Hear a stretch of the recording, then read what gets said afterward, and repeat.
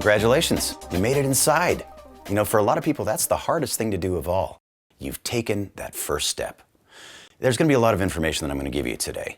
But the most important thing, and the reason that I'm starting off with this, is because this is something you can apply to anything you do in your life. So the number one nugget I'm going to give you is to do it for the love of it. You know, I started off many, many years ago doing this without even knowing what voiceover was. I just loved creating voices. I loved embodying characters. I did it when there was no money involved, when there was nothing but the pure joy of taking a character, taking something from nothing, looking at a comic book, bringing something off the page, and acting it out, whether anybody was watching or not. I loved the whole idea of embodying a character, especially because it took me out of whatever pain or frustration I was going through in my life at that time. I didn't realize that by doing it every single day, I was actually practicing for something that I would end up doing for the rest of my life. So hopefully this is something that you have been doing in your life without even realizing it. Every time you've opened a comic book, every time you've looked at a children's book, every time you have watched a TV show and felt something from it, you're actually practicing this craft without even realizing it. You're actually doing it because you love this medium. Hopefully that's why you're here today. If you're here because you want to get rich or you want to get famous, please don't do it for those reasons, because there is a possibility that that can happen in this work. However, if you don't love it every single day that you're doing it, if you get rich and or famous, none of that's going to mean anything, because you could be miserable creating this art. Creation of art should be a joyful experience. Do what you love, and you'll never work a day in your life. No, wait, I don't believe that, because I work harder now than I ever have, but I love what I do every single day. No regrets. Okay, ready to do something scary? That's actually become my favorite part now. It used to be literally the thing that I would avoid more than anything else, and that is taking a risk. So, how did my risk begin? What got me started on this journey? I got to give you a little backstory here. It began when I was a starving musician during the 80s.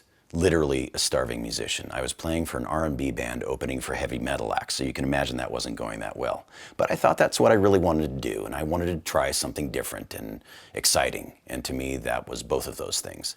I had to support myself, so I got a job in a mailroom at a film company. One of my buddies hired me there to do some moving and stuff at first, and driving for the company, all the terrible jobs that nobody else really wanted to do.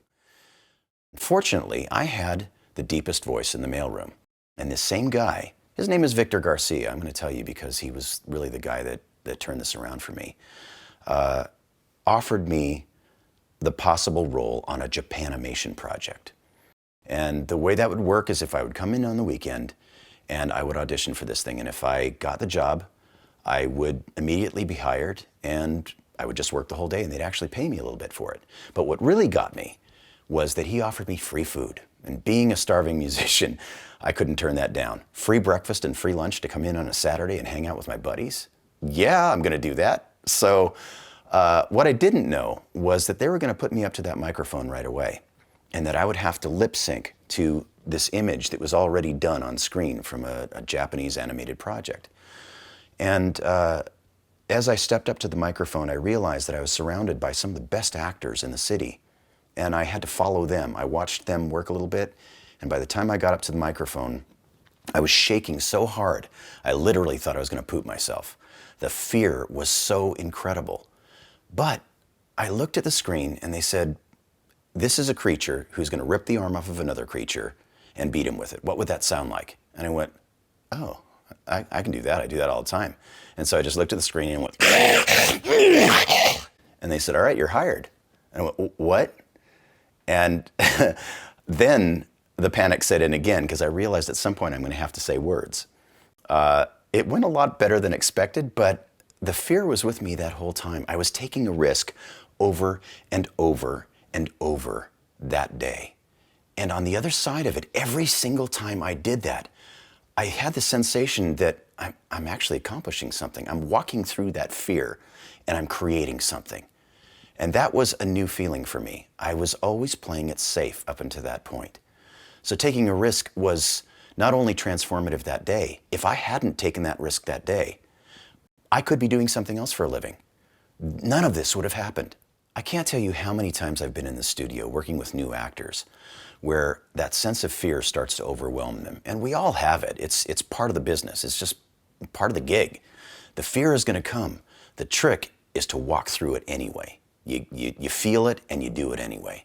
It's so important to do that because on the other side of it can be some amazing, amazing things. Here's the great part. Once you've taken that risk and gotten through that initial fear, you're going to start to hear the voice of you. There's a unique quality that only you have that's different from every single other actor in that room. If you're in a room, even with actors who have been doing this for 20 or 30 years, they might be technically better than you, but they're not going to have that unique quality that only you can bring to the party. So be aware of that as you're walking through the fear, as you're working on this stuff. Listen to that voice that you're not going to hear anywhere else in the world. That is the unique you that you bring to the party and that will differentiate you from everybody else in this business. Your voice is an incredible instrument for communication. You're using it every day already, whether you're sticking up for yourself or helping someone else to be heard. Why not use it to create art? You have that ability, innate ability, to do this already. You do it every single day. All you got to do is focus it in, and you just need a little bit of help to do that. So here's a risk that you can take right now. Pick up a piece of reading material, whatever you happen to have laying around, and create a voice out of it. Whether it's a newspaper, instructions for building a cabinet, doesn't really matter what it is. Just read it out loud, create a character, and try to put you into that character. That's probably the hardest thing to do in voiceover, really, is to find your voice. So let's start there, get through that, and everything else will be easier from that point on. I'm going to give you a little example.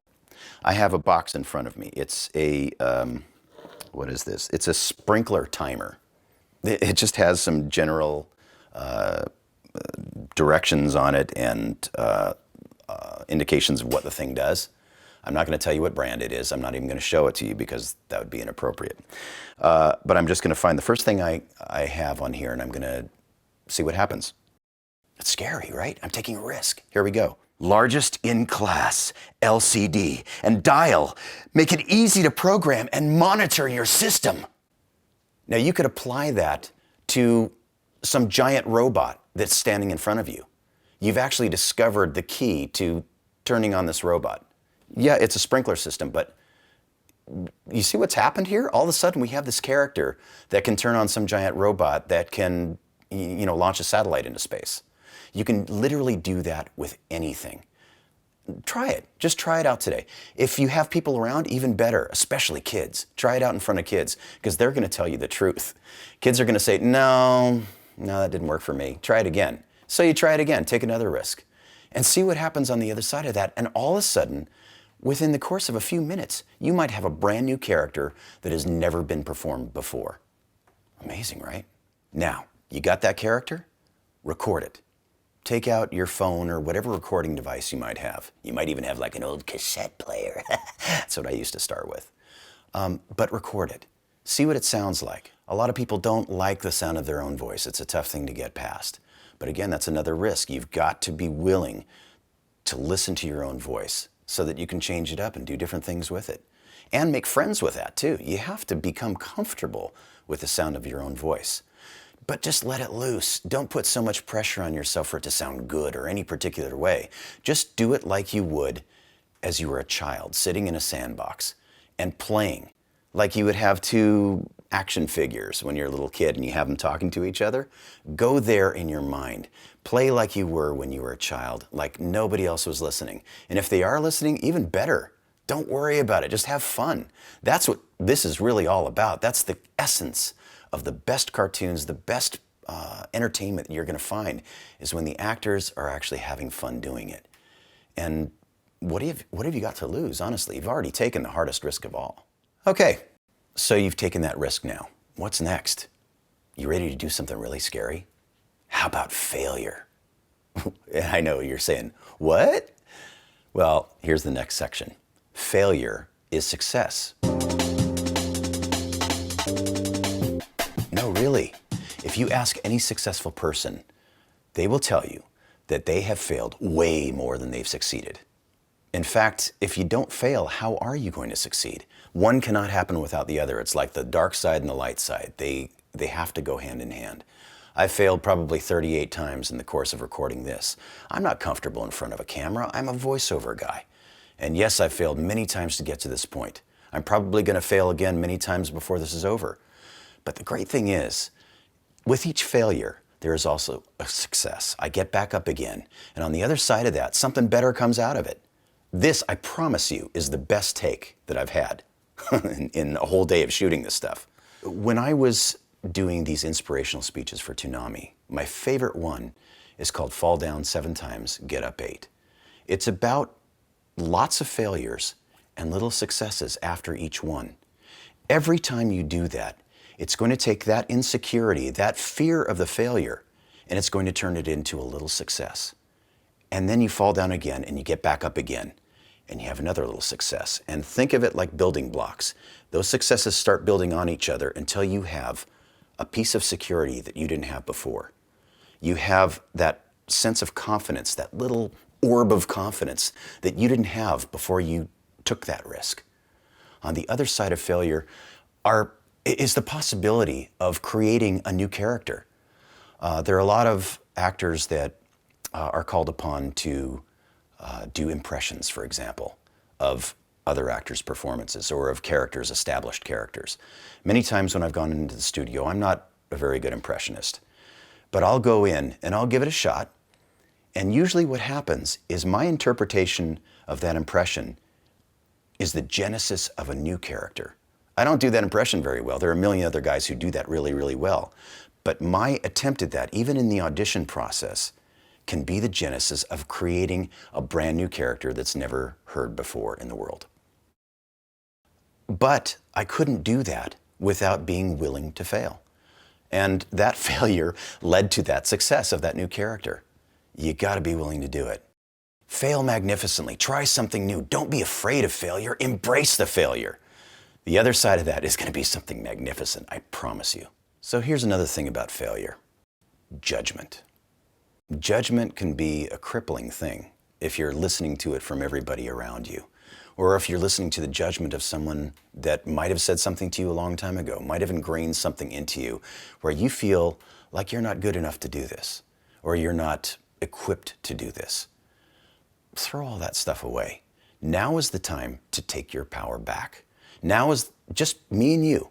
We're right here. You have the power to make that choice right now to take that power back.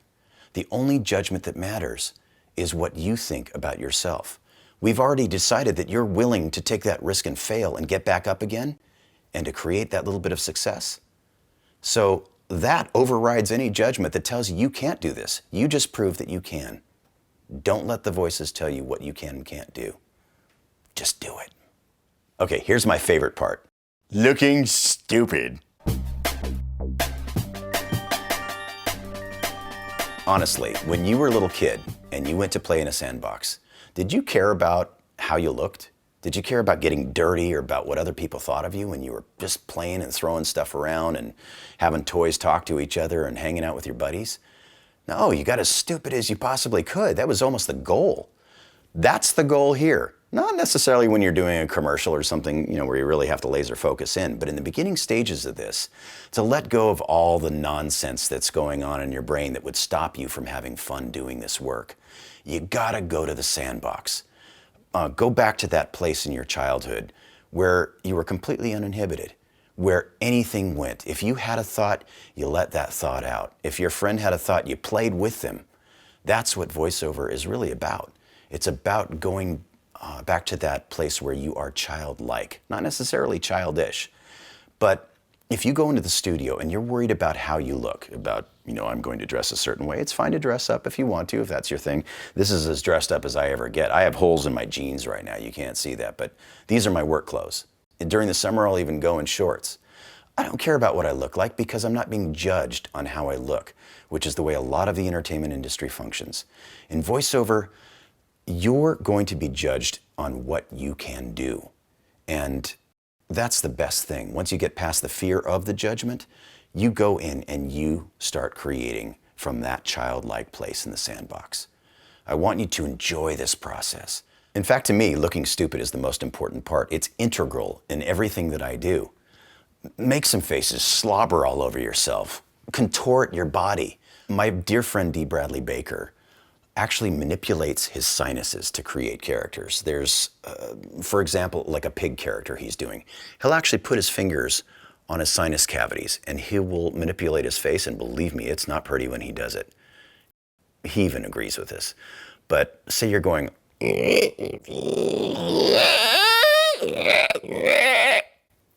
now that was pretty, I know, that was pretty, right?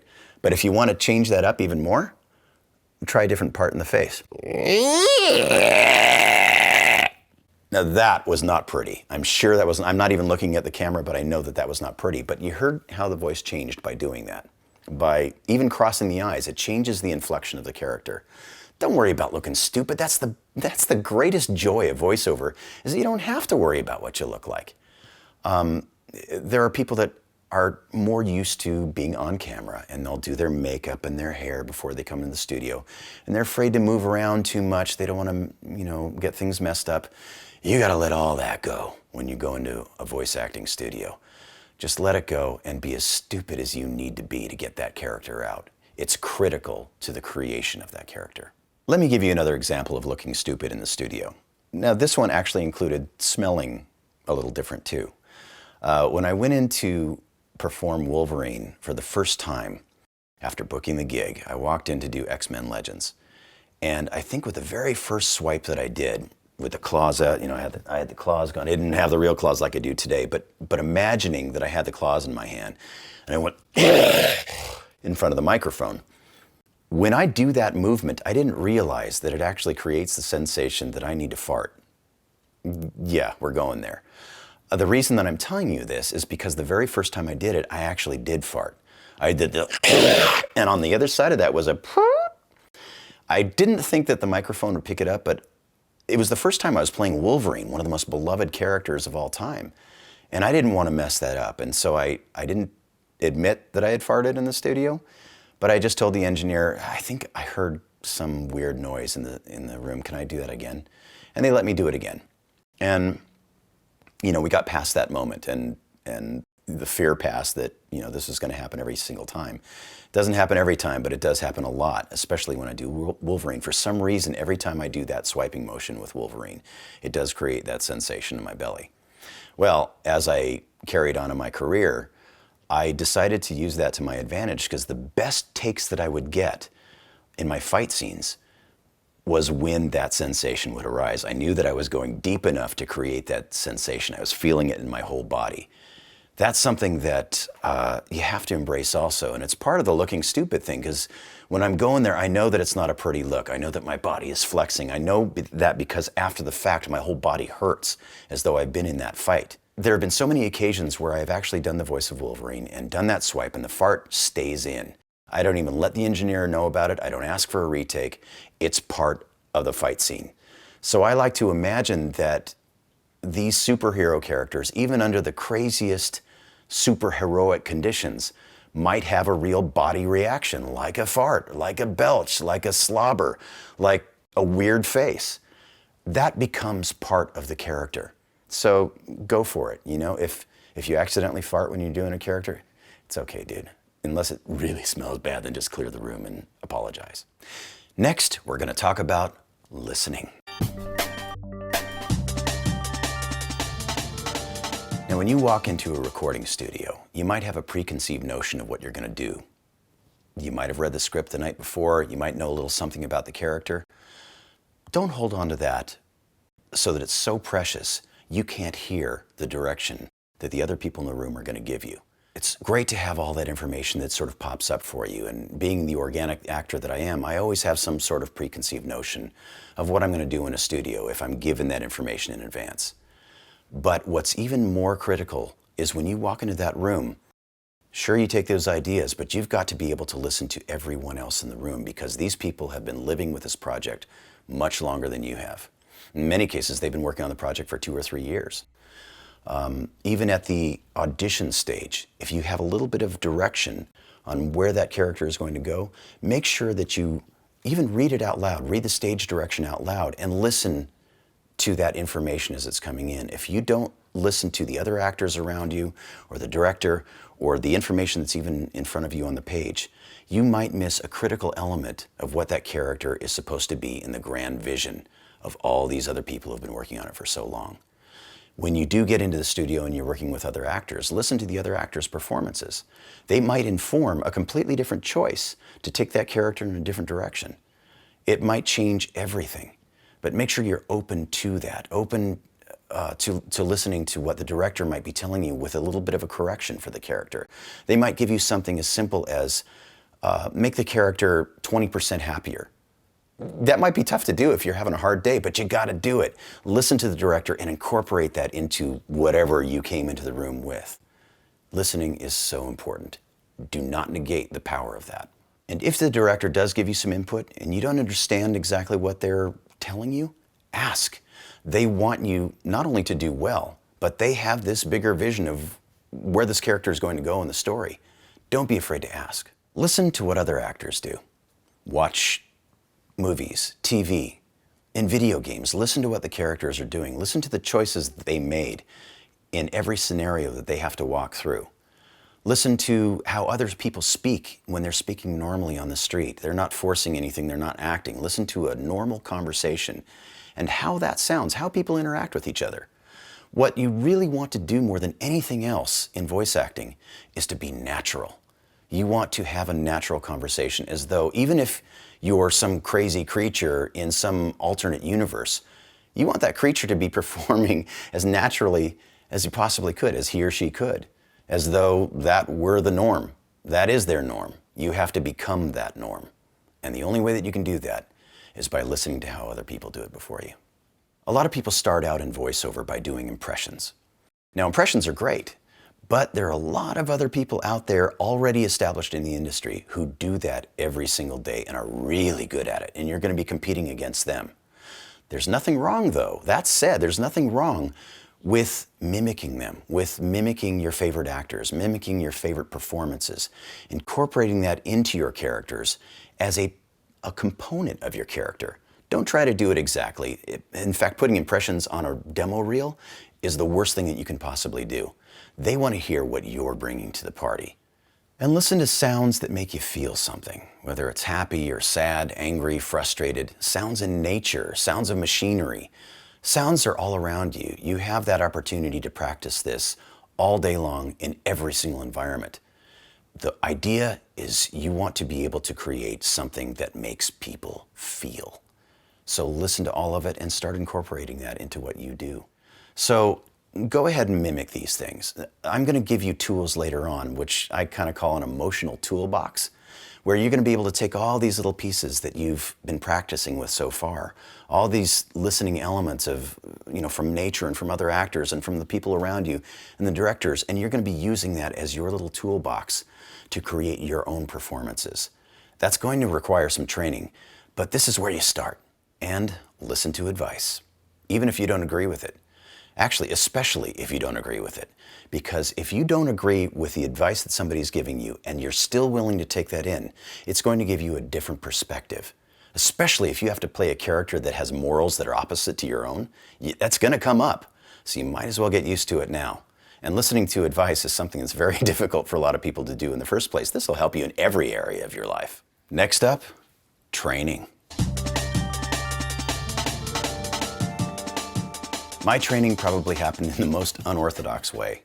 I learned in the trenches over the course of about 30 years. Hopefully I can streamline that for you so you don't have to do it for 30 years before you have the tools you need. One of the things I can help you with today is technique. That would be a very simple thing that I can fit into this little training here. Let's start with mic technique, for example. One of the big mistakes that a lot of new actors or on-camera actors make when they go in to do voiceover for the first time is mic technique. They don't know how to stay present on the mic and still create the character. So one of the things that I use is what I call standing a Welker away from the microphone, named after the great Frank Welker. He's probably my favorite voice actor in the world. When I told him that a lot of us do this, he didn't even remember teaching that, but Frank is just one of these natural teachers who will offer advice to all of us in the studio. So what he does is he takes his hand like this, sort of like the hang loose sign from Hawaii, puts his thumb up to his lip, the other finger to the microphone, and that's how far away from the mic you should be to start. The engineer, if they need you to come closer or farther away, will tell you, but at least that's a really great baseline of where you need to place your face in front of the microphone to get the optimum sound when you're creating a character. From that, you don't want to deviate too much. You don't want to go to the left or to the right because you're going to go what we call off mic, off axis. It's going to change the sound of your voice on that microphone. You don't want to flail your arms too much. I've gotten to the point now where I can flail like a madman and keep my face completely stable in front of the microphone, so it doesn't change the performance. In the beginning, especially with on-camera actors or theater actors, they're used to using their whole body, and that's wonderful in that medium. It doesn't work in voiceover. The other mistake that people make is when they're doing a scene where they're running, they're going, that's the sound that you want. Unfortunately, some people actually will start running in place, and studios have very sensitive floors, and the microphones are extremely sensitive. They're going to pick up the sound of the footsteps as they're running in front of that microphone. You got to keep your feet planted firmly on the ground. Do it with the rest of your body. Go as hard and fast as you need to go. You can use your arms as long as you're not wearing noisy jewelry like I am today. But you got to keep that face right in front of the microphone, a Welker away. Okay, so that's a little piece of technique. The hardest part is the acting part, and that's the part that a lot of people overlook when they get into voice acting for the first time. They think, okay, I can make a bunch of funny voices, I can do a few impressions, I've got 10 different voices that I can do. I can have a high voice, I can have a low voice, and I can have a creaturey voice. But if you don't know how to act underneath all of that, you can't build a character, and you can't sustain a character that you might have to be the lead of some story with for 4 hours or 8 hours per session, or for 26 episodes of a series. If you don't have the acting chops beneath that, you're just making a bunch of noises into a microphone. You might as well be doing in front of the microphone because that's not a character. That's not going to sustain someone's interest for 4 hours in the course of a recording session, or for even a 22-minute episode of a cartoon. You've got to have the acting chops underneath all of that. It's critical. And a little bit of improv training, being able to think on your feet. I went into the studio for a video game years ago, and I had a little bit of information before I went into the studio the night before, which is actually unusual for video games. Usually everything is a cold read, but they told me that I was doing a Caribbean character. So I practiced, I listened to some native speakers online, and I thought I had this down. And I walked into the studio.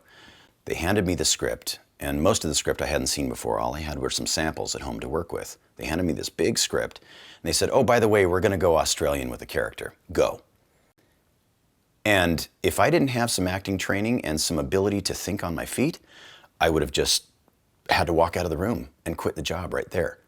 Fortunately, I was able to pull it right out of my you-know-what and do the character. But that came with years of training. That came with a lot of practice. And that came with training from, in my case, being in the studio and doing it for many, many years. We can actually teach you that in this course. We can teach you how not to be afraid if somebody throws a curveball at you. It's critical. That, to me, is part of the organic training that I'm going to come at you with. We're also going to give you some classical training tools. And I'm going to do that by bringing in classically trained professionals, people who have actually studied Shakespeare and studied method and studied all the classical training tools that you might need if my organic approach doesn't necessarily work for you. We're going to have it all for you right here. So now we're going to talk about equipment. What do you need when you're starting out as a voice actor, equipment-wise? Do you need a big studio? Do you need fancy microphones? Not really. No. In the very beginning, you don't need to spend any money other than whatever kind of recording device you might already have. Chances are your phone has a recorder in it, and you can get started in this process of voice acting by recording yourself right into your phone. If you want the sound to be a little bit better at first, you don't need that until you get to the audition stage. But if you want the sound to be a little bit better, build yourself a pillow fort. Build a bunch of pillows like you would when you were a kid and throw a comforter over your head. All of a sudden, you have treated the sound in that room. You have much better sound. In fact, that's what I do in my hotel room when I'm on the road. Now when I am doing auditions, once you get to that stage, you still don't need to spend a tremendous amount of money. It used to be when I would go on the road, I'd take a whole Pro Tools rig with me, and I'd bring this big box that was foamed up on the inside, and I had thousands of dollars worth of equipment with me. You don't need that stuff anymore for the audition process. You just need a really good USB microphone. The one that I prefer personally is called the Apogee iMic. It's about that big. It's about $200. You plug it right into your iPhone or whatever kind of phone you have, or an iPad, and you can do that same sort of sound treatment, whether it's in a hotel room or at home. Build a little pillow fort, put the comforter over your head, put your microphone down in the middle of it, and make sure you stay at least a Welker away. In the case of the USB microphone, you want to stay a little bit farther away, but you can record right into that and you can get some pretty surprisingly good sound. In fact, I've even done broadcast quality from there. I wouldn't recommend that with a USB microphone, but at the very early stages when you first start auditioning, that's literally all you need. You don't need a fancy studio like this. Much later on, once you've got your training, once you're auditioning all the time, once you've got an agent and you really need to get better sound, or you're recording more professional stuff at home, then you can start investing in a real studio and you can start putting Auralex foam on the walls. I talk about these elements, the microphone and the foam and a lot of these things on the website, and we'll have links to that if you guys want to check that out. This microphone right here is many thousands of dollars. You don't need that right away. I have that now because I record promos from home. I do all my Toonami stuff from home.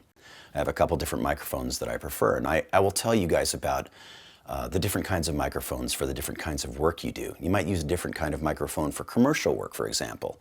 More of a shotgun style microphone because your voice needs to cut through over music and effects and things like that. This is one of the more well-balanced microphones where it picks up a lot of the bass. A lot of my characters have a lot of big bass tone, for example. So I choose microphones like this one or the Neumann 103 that tend to have a big bass response and still the upper response too. We'll go into all that much later on. But again, in the beginning, don't spend a lot of money on equipment. You don't need it. Wait till you've got some training under your belt. Wait till you've got auditions in front of you, whether it's with an agent or not, before you start investing in that kind of thing. There are a lot of ways that you can actually create some great sound without spending too much money. And once we get into the training, I'll go more in depth on how to do that effectively. Your demo reel. You think you're ready to do it? Not yet. Don't do it until you're ready. This is going to be your calling card. It's one of the biggest mistakes that beginning voice actors make. They either make a reel that's unprofessional that one of their friends helps them put together, or they spend an enormous amount of money and they get this banging reel that sounds and looks professional. But the problem is, those are little teeny tiny snippets of these characters that you might have to sustain for 4 hours or 8 hours at a time in a recording session, or over the course of 26 episodes of a cartoon show. If you're not prepared to do that, if you don't have the proper training underneath you to sustain those characters, then you're misrepresenting yourself. If it's an unprofessional reel or if it's really professional and you're not trained properly, either way, you are misrepresenting yourself, and it could be your first and last impression that a casting director ever sees of you. They remember this stuff. In the very beginning stages of my career, I put together a reel that I thought was really professional, and I put it in front of some people who listened to it and thought, oh boy, this is really green. Now that could have killed my chances to ever work with that person again. Fortunately, it was in the context of a class. I was taking a class with some casting directors and they gave me some input on the reel. It's okay if you're in the context of a class to put some voices together, to put some characters together, and to get some feedback. But you don't want to be sending that out into a professional environment where you're competing with the best people in the world who are already doing this until you are absolutely ready to stand right next to them in the studio and to be able to perform at their caliber. So don't make that mistake. Don't do your reel before it's ready. Now, when you've done your training and you're ready to take that step to make a professional demo reel, I can help you through that process of what kinds of characters that you want to include in the reel that will best represent you, the length of the reel, the kinds of music to choose, effects if you are going to put any effects in it, and to make sure that they don't overshadow your performance on the reel. This is going to be your calling card. This is what's going to be representing you. It's going to be the first impression that casting directors have of who you are and what you're capable of, what your skill set is. When you are finally ready to make that jump and do the reel, I can also give you recommendations on people to go to so that you get the best quality reel for your money. Here's the part of the business of voice acting, and remember, this is a business that I was actually very uncomfortable with in the beginning: marketing. I actually came from a marketing background. I worked as head of marketing for a film studio. The problem for me was that I was marketing other people's products. I wasn't marketing myself. Selling yourself is something you have to come to terms with in this business. You're going to have to do it at some point. Don't do it again, like the reel. You don't want to do it. That's part of your marketing. You don't want to do it before you're ready. You got to have everything in place. You have to have already done some of this work to start marketing yourself effectively. You already have to, ideally, you already have to have an agent. You have to have performed in something, whether it's a cartoon or a video game. It doesn't necessarily have to be on a high professional level to use it as a marketing tool, but you have to have something to put into your marketing bin in the beginning. Marketing takes a lot of forms. Right now, the biggest form of marketing and the most effective and efficient form of marketing is social media. In fact, some studios even hire people based on how many followers they have. I hate it too, but it's a part of the business and you have to come to terms with it. We're going to show you how all of that works later on, and please don't feel like you have to rush into it right away. Again, wait till you've done some of this work, but I just want you to know ahead of time that is going to be a component, so start making peace with it right now. Now, many times through the course of this video so far, I've said that we're going to address this in much greater detail later on. When is the later on? How about right now? Why don't we get started with the next steps? You guys have asked me to do this for years, and whether you realize it or not, you designed this course. You told me what you want to learn. So, I'm ready to teach you. Blum Studios was created with the intention of teaching you guys this stuff the right way, a comprehensive webinar training series that's easy to follow, step by step. Anybody can do it. Twice a month, we're going to meet right here, live online for 30 minutes. No matter where you live, you're going to be able to attend these trainings with me. I'm going to be doing a live Q&A with you with every session, and I encourage you to attend every single one that you can, because that's where the magic happens. It's between you and me. But if for some reason you can't make every one, you're going to have 24/7 access to every replay. You won't miss a thing. You'll also get stuff in there that's not available anywhere else, including little interviews with my friends, some of the greatest voice actors in the world, like mini masterclasses every single month. I do appearances all over the world, and one of the things I talk about most often is how expensive voiceover training can be, and that it's not taught by people who are actually doing the work. We're going to do live trainings together. You're going to have unlimited access to anything you might miss, and I'm going to answer all of your burning questions. Most of all, you're going to get direction from somebody who's been doing this professionally for almost 30 years. I did it the hard way, but you don't have to. You got me. This course is designed to give you all the tools, techniques, and information you need on your journey towards a career in voiceover. While I can't guarantee you'll get work, I can give you a much better chance in this business if you apply what you learn every month and practice, practice, practice. My intention with this course is to save you from potentially decades of unnecessary mistakes and to put you on the right path from the very beginning. So you ready? Go to blumvoxstudios.com/teachmevoiceover and let's do this together.